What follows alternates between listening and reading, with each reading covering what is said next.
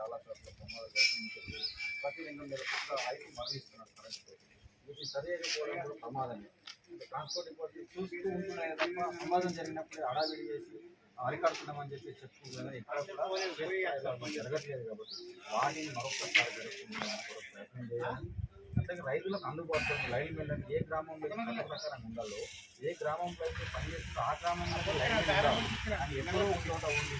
ఆయన మనం ఫోన్ చేస్తే స్పందించకుండా లేట్గా వచ్చి ప్రమాదాలు జరిగిన తర్వాత రైతులు వస్తున్నారు, లైన్ మెన్లు వస్తున్నారు. అది కూడా దాన్ని సరి చేయాలి. ఏ స్థానంలో అయితే పనిచేస్తున్నా అక్కడ ఉండడానికి ప్రయత్నం చేయాలి. ఉంచుకోవడానికి మీరు కూడా చర్యలు కోరుతున్నాను. అంటే నేను కొద్దిగా కోరలేదు, మీ చట్టంలోనే ఉంది. స్థానికంగానే ఉండాలి. ఆయన స్థానికంగా ఉండకుండా ఎక్కడో ఉండి ఈ రూమ్ కింద ఆయన ఇంటి దగ్గర ఉండి ఈ రూమ్ కింద ప్రజలు కూడా బిల్లులు పెట్టి తీసుకున్నారు. అది కూడా మా దృష్టిలో ఉంది. కానీ అంత లోపల నాకు ఓడలేదు. నేను ఏమంటున్నాను, మీరు స్పందిస్తే అంటే లోపాలు లేకుండా లేరు. మాకు అన్నీ తెలిసినప్పటికీ కూడా మేము ఆమెకు ఉంటున్నాం. నిజంగానే రైతు డీడీ పెట్టిన తర్వాత రైతు కంబ వార్చుకోవడానికి ప్రజలు ఎందుకు చేయాలి?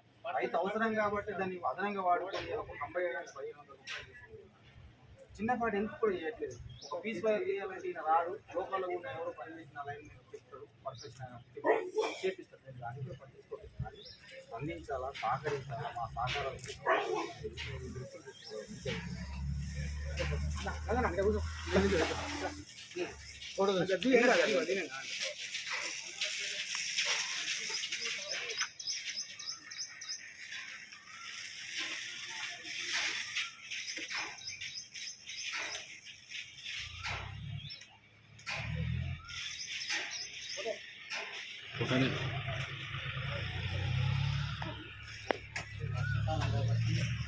అందరికీ హాయ్, నేను మీ నిర్పమ్ని.